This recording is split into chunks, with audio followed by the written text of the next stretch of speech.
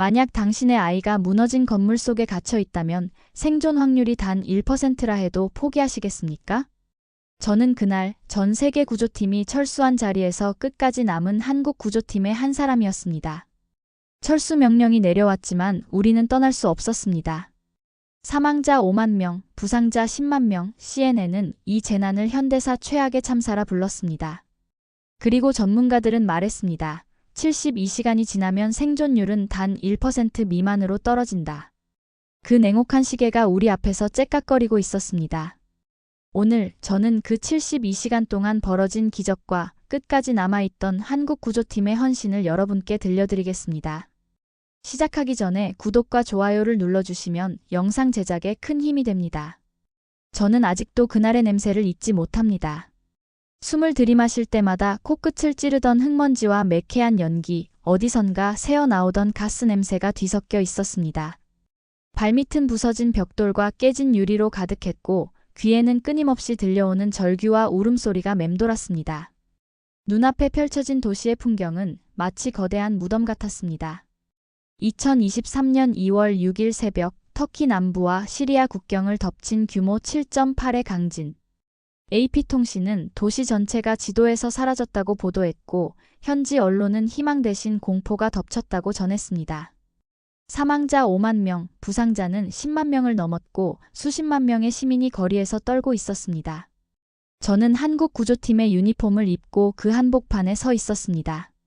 우리가 직면한 현실은 단순했습니다. 72시간 단 3일. 그 시간이 지나면 생존율은 1% 미만으로 떨어진다는 사실. 그 말은 저희 구조대원들의 머릿속에서 한순간도 떠나지 않았습니다. 지금 삽을 들지 않으면 누군가의 생명이 그 자리에서 꺼져버린다는 의미였습니다. 그날 새벽 저는 무너진 건물 앞에서 한 어머니와 마주했습니다. 그녀는 아이의 이름을 목이 터져라 부르며 울부짖고 있었습니다. 제발 제 아들 좀 찾아주세요. 아직 살아있을 거예요. 저는 그 눈빛을 외면할 수 없었습니다. 저 역시 하나의 아버지였기에 그 간절함은 제 가슴을 깊이 파고들었습니다. 한국에서 날아온 저희 구조대는 118명, 각자 맡은 장비와 역할은 달랐지만 결국 해야 할 일은 하나였습니다. 누군가의 마지막 목소리를 듣는 것, 그리고 그 목소리가 꺼지기 전에 손을 내미는 것이었습니다. 저는 장갑을 고쳐 끼며 마음속으로 다짐했습니다. 시간은 우리 편이 아니다. 오늘 밤 단 한 명이라도 더 살려내자. 현장은 아수라장이었습니다. 도시의 절반 이상이 무너져 있었고 구조 신호음과 사이렌, 사람들의 울음소리가 뒤섞였습니다. 곳곳에서 매캐한 연기가 피어올랐고 건물은 언제 또 무너질지 알 수 없어 모두가 긴장한 상태였습니다. 여진은 끊임없이 이어졌습니다. 공식 집계에 따르면 그날 이후 9,000회가 넘는 여진이 발생했다고 합니다. 그럼에도 불구하고 우리는 곡괭이를 놓을 수 없었습니다. 갈라진 손끝에서 피가 배어나왔고 손목은 무거운 돌과 철근에 짓눌려 퉁퉁 부었습니다. 그러나 멈출 수 없었습니다. 우리는 교대 시간을 단축했습니다. 5분마다 위치를 바꿔가며 혹시라도 놓치는 소리가 없도록 서로의 귀를 곤두세웠습니다. 아직 살아있을 수 있다. 포기하면 끝이다. 그 믿음 하나로 몸을 움직였습니다. 그 순간 제 옆에 대원이 속삭였습니다. 형님, 이제는 더 이상 나오지 않을 겁니다. 이미 너무 늦었어요. 저는 고개를 저었습니다. 아니, 아직 시간이 남아있어. 72시간은 끝나지 않았어. 그 말은 동료에게 하는 말이면서 동시에 제 자신을 향한 다짐이기도 했습니다. 터키 시민들의 눈빛은 더 간절했습니다. 한 아버지가 제 손을 붙잡고 흐느꼈습니다. 제발 제 아이만이라도. 말은 통하지 않았지만 그 눈빛은 모든 걸 말하고 있었습니다. 저는 그의 손을 꼭 잡아주며 속으로 다짐했습니다. 우리는 이곳에서 끝까지 남을 것이다. 밤은 깊어지고 피로는 쌓였지만 제 눈빛은 오히려 더 단단해졌습니다.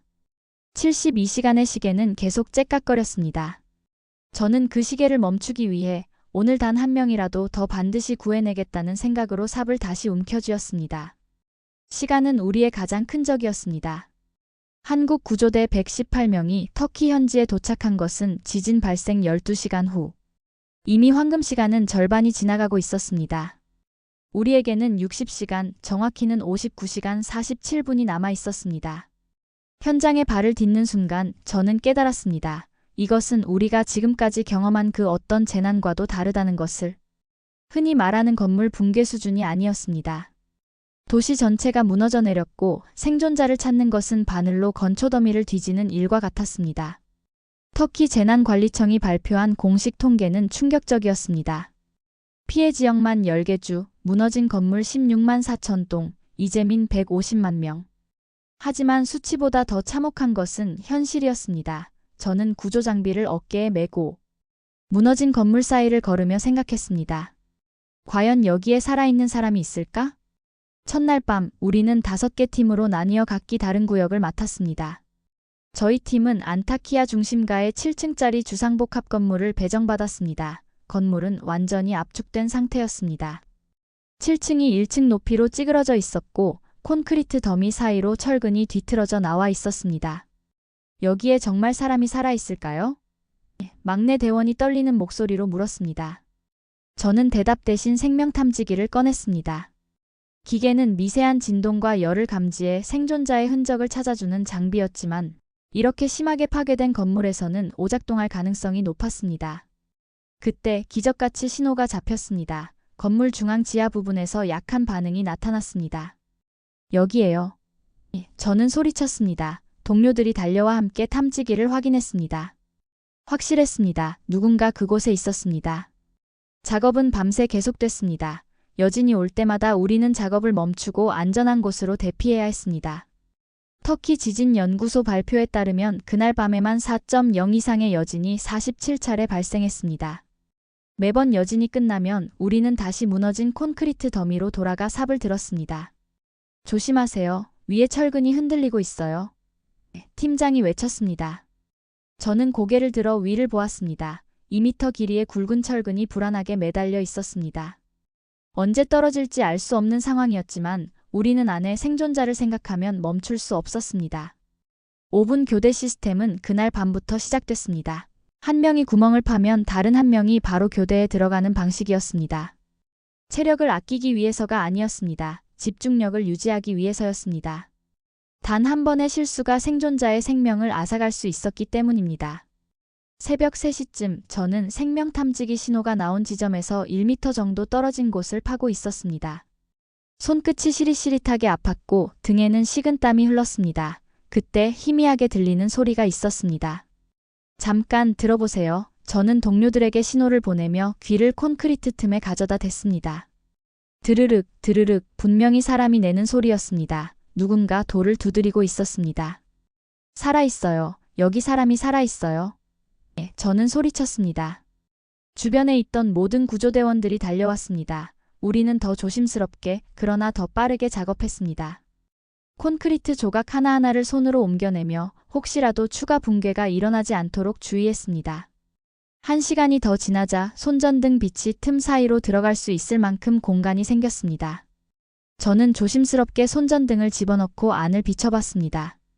그리고 그 순간 제 심장은 거의 멈출 뻔했습니다. 한 아이가 그곳에 웅크리고 앉아 있었습니다. 7살쯤 되어 보이는 여자아이였습니다. 아이는 고개를 들어 저희를 보며 작은 목소리로 말했습니다. 살려주세요. 그 한마디가 저희 가슴을 후벼 팠습니다. 괜찮다. 이제 괜찮아. 저는 터키어를 몰랐지만 최대한 부드러운 목소리로 말했습니다. 아이는 저희를 보며 희미하게 미소를 지었습니다. 그 미소를 보는 순간 지금까지의 모든 피로가 사라지는 것 같았습니다. 구조 작업은 더욱 신중해졌습니다. 아이 주변의 구조물이 무너지지 않도록 우리는 더 많은 시간을 들여 안전을 확보해야 했습니다. 밤이 깊어져 갔지만 아무도 피로를 호소하지 않았습니다. 새벽 5시 드디어 아이를 구조할 수 있을 만큼 공간이 생겼습니다. 저는 가장 몸집이 작은 대원과 함께 아이에게 다가갔습니다. 이제 나갈 수 있어. 우리와 함께 나가자. 아이는 고개를 끄덕이며 작은 손을 저희에게 내밀었습니다. 아이가 무사히 구조되는 순간 주변에 있던 터키 시민들이 박수를 쳤습니다. 저는 그 박수 소리를 들으며 생각했습니다. 이것이다. 이것이 우리가 여기 온 이유다. 첫 번째 생존자 72시간의 시계는 여전히 째깍거리고 있었지만 우리에게는 희망이 생겼습니다. 하지만 기쁨도 잠깐, 현실은 다시 우리를 덮쳤습니다. 생명탐지기는 더 이상 반응을 보이지 않았습니다. 다른 지역에서 온 소식도 마찬가지였습니다. 첫날 밤 전체 구조팀이 구해낸 생존자는 단 3명. 우리에게는 아직 48시간이 남아 있었지만 과연 얼마나 더 많은 생명을 구할 수 있을지 확신할 수 없었습니다. 그날 새벽 저는 임시 대피소에서 잠시 눈을 붙이며 생각했습니다. 우리는 충분히 하고 있는 걸까? 더 빨리, 더 많이 할 수 있는 방법은 없을까? 48시간, 그 시간 동안 우리가 할 수 있는 모든 것을 다해야 했습니다. 둘째 날 아침 절망적인 소식이 들려왔습니다. 독일 구조대가 철수를 결정했다는 것이었습니다. 프랑스 팀도 장비를 정리하고 있었고 이탈리아 구조대는 이미 공항으로 향했다는 소식이었습니다. 터키 재난관리청 브리핑룸에서 만난 유럽연합 구조조정관은 담담하게 말했습니다. 72시간이 지나면 생존율은 1% 미만으로 떨어집니다. 더 이상의 구조 작업은 비효율적이라는 판단입니다. 그는 통계와 데이터로 가득한 보고서를 우리 앞에 놓았습니다. 저는 그 자료를 보며 마음이 무거워졌습니다. 과학적으로, 통계적으로 그들의 말이 맞았습니다. 72시간 후 생존율은 급격히 떨어지는 것이 사실이었습니다. 하지만 저는 어제 구조한 7살 아이의 미소를 잊을 수 없었습니다. 그 아이도 통계상으로는 희망 없는 상황에 있었습니다. 한국 구조대 현장 지휘관인 박 팀장은 긴급 회의를 소집했습니다. 다른 나라 팀들이 철수하고 있습니다. 우리도 철수할 것인지 계속 남을 것인지 결정해야 합니다. 회의실은 조용해졌습니다. 118명의 생각이 하나로 모아져야 하는 순간이었습니다. 전 남겠습니다. 제가 먼저 말했습니다. 어제 구조한 아이를 보셨잖아요. 72시간이 지났다고 해서 모든 희망이 사라지는 건 아닙니다. 다른 대원들도 하나둘 고개를 끄덕였습니다. 하지만 현실적으로 생각해봐야 합니다. 한 대원이 말했습니다. 우리도 체력의 한계가 있고 안전 문제도 고려해야 해요. 여진은 계속 이어지고 있고 추가 붕괴 위험도 높아지고 있습니다. 박 팀장은 잠시 생각에 잠겼다가 입을 열었습니다. 민주적으로 결정하겠습니다. 계속 남아서 구조 작업을 이어가고 싶은 분은 손을 들어주세요. 저는 주저없이 손을 들었습니다. 그리고 놀랍게도 118명 전원이 손을 들었습니다. 그럼 결정됐습니다. 우리는 끝까지 남습니다. 박 팀장의 선언과 함께 우리는 다시 현장으로 돌아갔습니다. 다른 나라 구조대들이 떠난 자리에서 한국 구조대만이 홀로 남았습니다. 그날 오후 기적이 일어났습니다. 이스켄데룬 지역에서 활동하던 이 팀에서 연락이 왔습니다. 6층 건물 잔해에서 생존자 발견, 성인 남성으로 추정됩니다. 72시간이 지난 시점에서 발견된 생존자였습니다. 저는 급히 그곳으로 향했습니다. 현장에 도착하니 이 팀 대원들이 이미 구조 작업을 진행하고 있었습니다.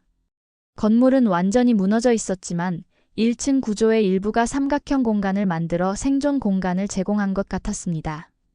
아저씨, 들리세요?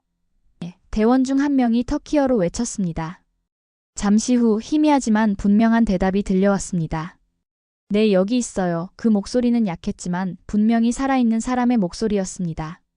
구조 작업은 더욱 조심스럽게 진행됐습니다. 72시간을 넘긴 생존자는 극도로 쇠약해져 있을 가능성이 높았기 때문입니다.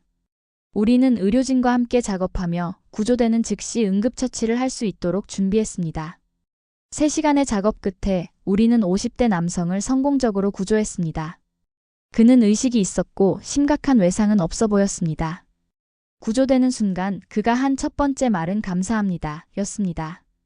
터키어였지만 그 의미는 충분히 전해졌습니다.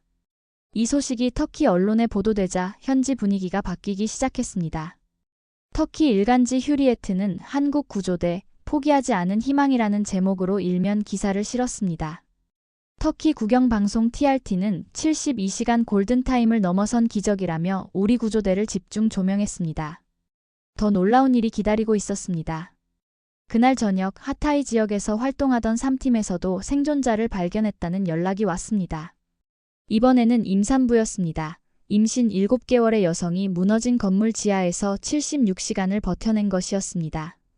엄마는 역시 위대하네요. 아기도 괜찮은 것 같아요. 현장에 급히 출동한 터키 의료진이 말했습니다. 임산부는 탈수 증세가 있었지만 생명에는 지장이 없었습니다. 무엇보다 뱃속 아기도 건강했습니다. 그 순간 저는 깨달았습니다. 72시간이라는 수치는 절대적이지 않다는 것을. 생명의 의지는 때로는 과학과 통계를 뛰어넘는다는 것을. 우리가 포기하지 않고 계속 파고든다면 더 많은 기적을 만들 수 있다는 것을. 그날 밤 터키 시민들의 반응이 달라졌습니다. 구조 현장에는 더 많은 사람들이 모여들어 우리를 응원했습니다. 한 노인이 다가와 제 손을 잡고 말했습니다.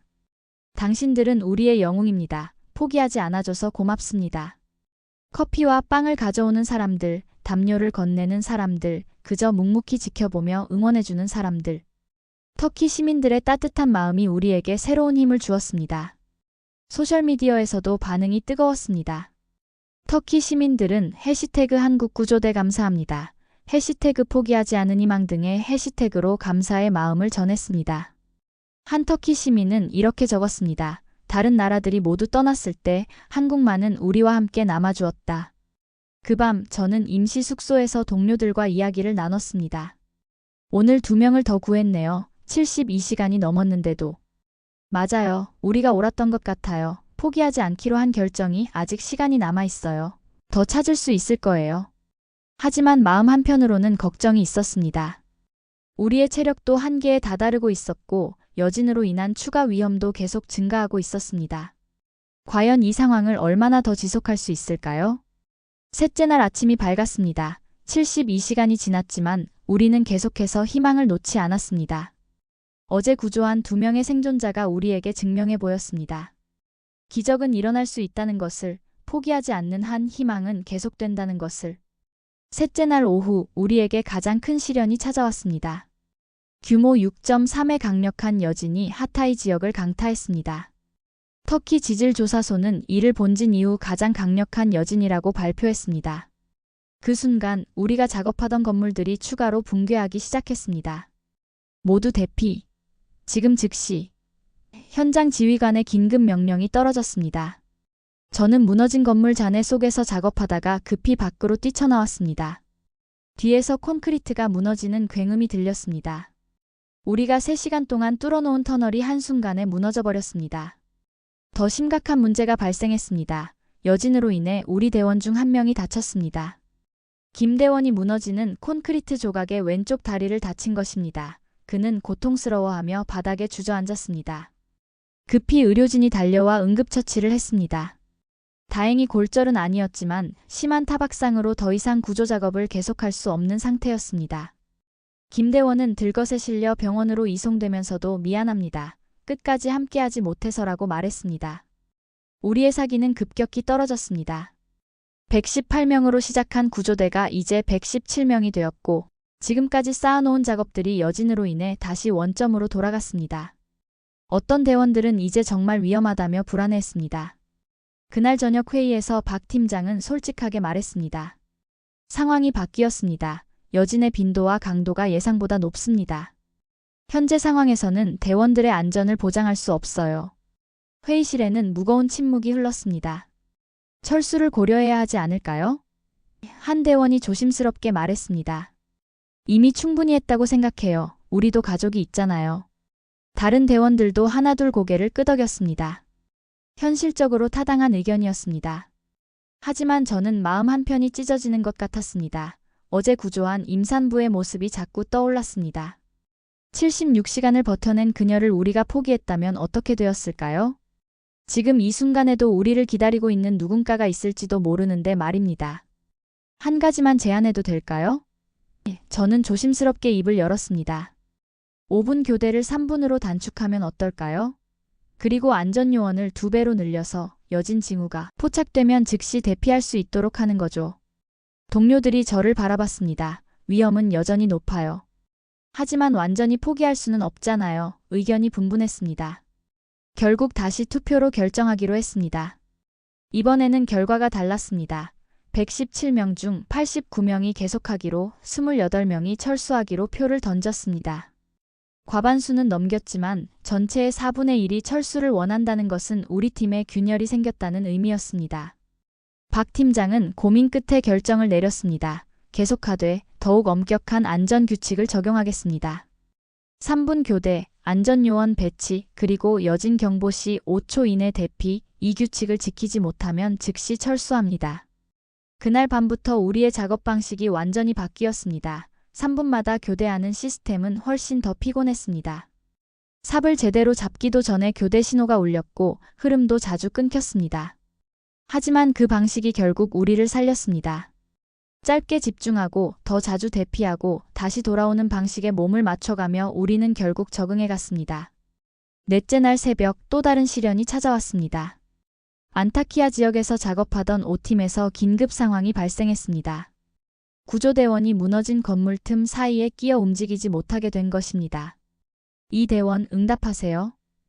무전기에서 다급한 목소리가 들려왔습니다. 여기 있어요. 다리가 끼었어요. 이 대원의 약한 목소리가 들렸습니다.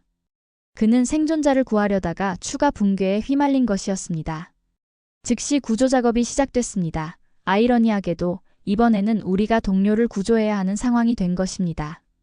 6시간의 작업 끝에 이 대원은 무사히 구조됐지만 오른쪽 발목에 심한 부상을 입었습니다. 죄송해요. 제가 너무 성급했나 봐요. 병원으로 이송되면서도 그는 자책했습니다. 괜찮아. 중요한 건 내가 무사하다는 거야. 하지만 속으로는 모든 대원들이 같은 생각을 했을 겁니다. 이제 정말 위험하다. 그날 오후 예상치 못한 소식이 들려왔습니다. 터키 정부에서 공식 메시지가 왔습니다. 한국 구조대의 헌신에 감사드리지만 안전을 위해 철수를 권고한다는 내용이었습니다. 터키 정부마저 우리의 철수를 권하는 상황이 된 것입니다. 이번에는 정말 어려운 결정이었습니다. 터키 정부의 공식 권고를 무시하고 계속 남아있기는 쉽지 않았습니다.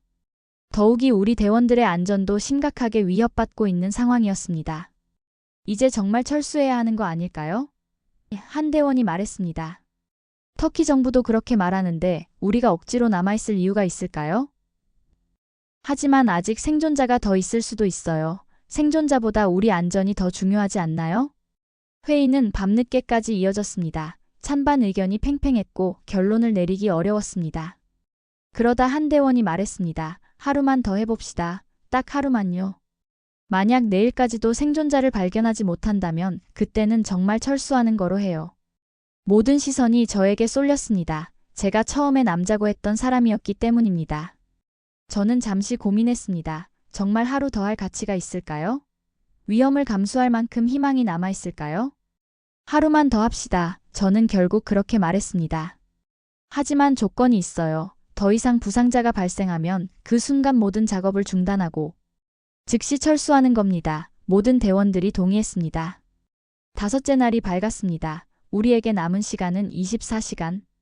과연 이 하루 동안 기적이 일어날 수 있을까요? 저는 장비를 점검하며 마음속으로 기도했습니다. 제발 단 한 명이라도 더 우리의 마지막 하루가 헛되지 않도록. 다섯째 날 아침 예상치 못한 일이 일어났습니다. 전 세계 언론이 한국 구조대에 주목하기 시작한 것입니다. AFP 통신은 한국 구조대, 인류애의 상징이라는 제목의 특별 보도를 내보냈습니다. BBC는 마지막까지 포기하지 않는 한국의 정신이라며 우리 구조대를 집중 조명했습니다.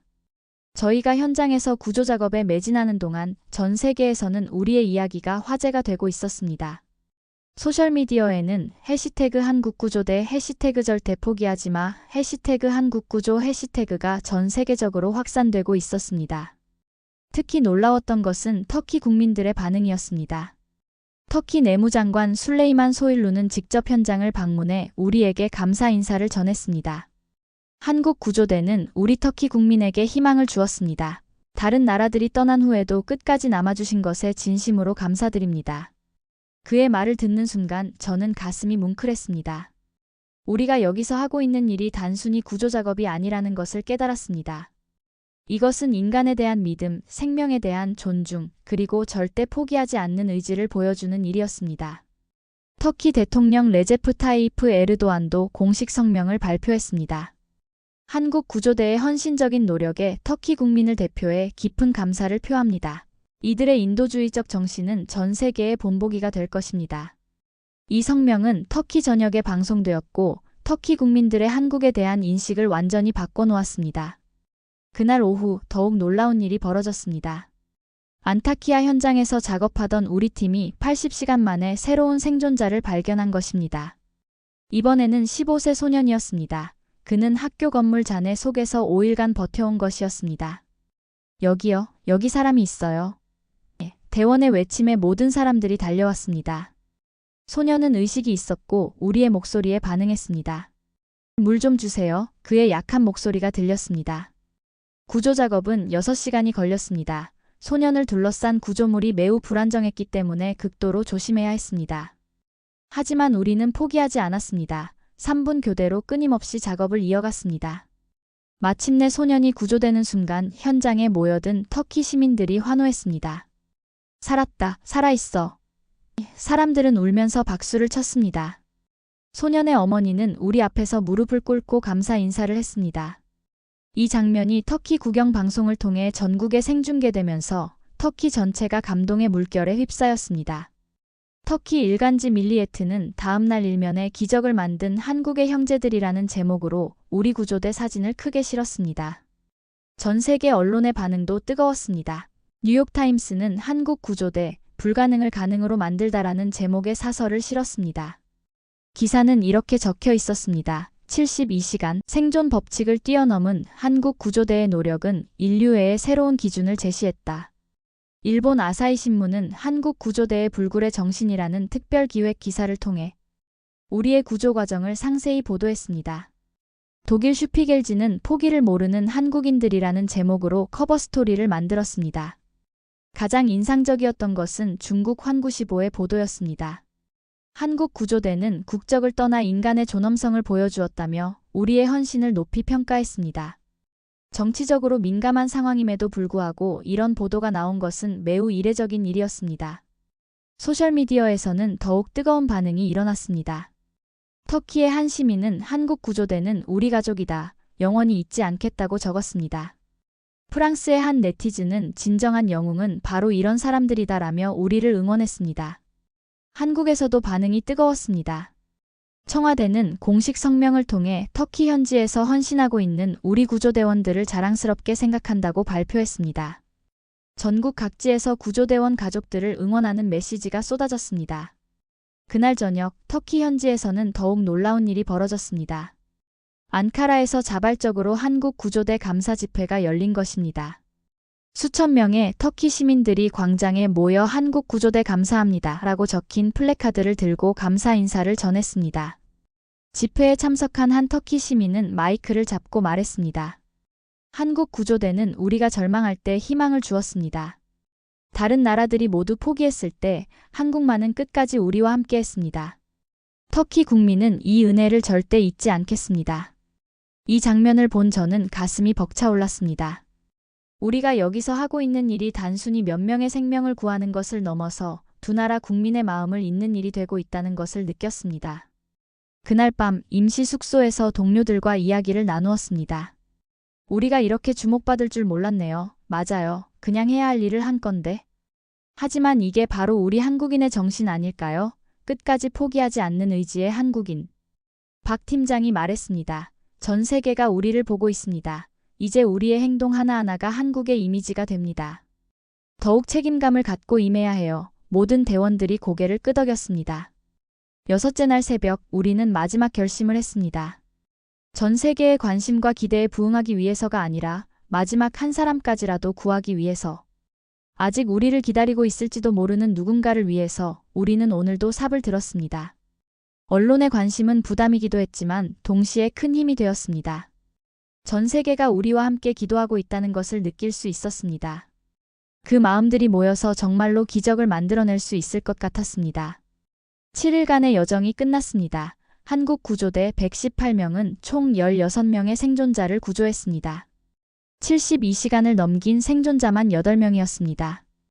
통계적으로는 불가능했던 일이었지만 우리는 해냈습니다. 마지막 날 터키를 떠나는 공항에서 수많은 터키 시민들이 우리를 배웅했습니다. 한국 구조대 고맙습니다 라고 적힌 현수막들, 아이들이 그린 감사 편지들, 그리고 진심 어린 눈물들. 그 모든 것이 우리가 여기서 보낸 7일의 의미를 말해주고 있었습니다. 그날 구조했던 7살 소녀가 어머니 손을 잡고 우리를 배웅하러 왔습니다. 아이는 서툰 한국어로 감사합니다 라고 말했습니다. 그 한마디에 모든 피로가 사라졌습니다. 돌이켜보니 우리가 구한 것은 16개의 생명만이 아니었습니다. 절망 속에서 희망을 찾는 방법, 포기하고 싶은 순간에도 끝까지 버티는 힘, 그리고 국적을 넘어선 인간의 이 모든 것을 우리는 터키 땅에서 배웠습니다. 한 사람의 헌신은 한 생명을 살리고 한 나라의 헌신은 세상을 움직입니다. 만약 그날 우리가 포기했다면 얼마나 많은 생명이 사라졌을까요? 여러분이 생각하는 진정한 헌신은 무엇입니까? 오늘 이 이야기가 여러분의 마음에 닿았다면 구독과 좋아요로 응원해주세요. 그리고 댓글로 여러분의 생각을 나눠주시기 바랍니다. 포기하지 않는 마음, 그것이 바로 기적을 만드는 시작입니다.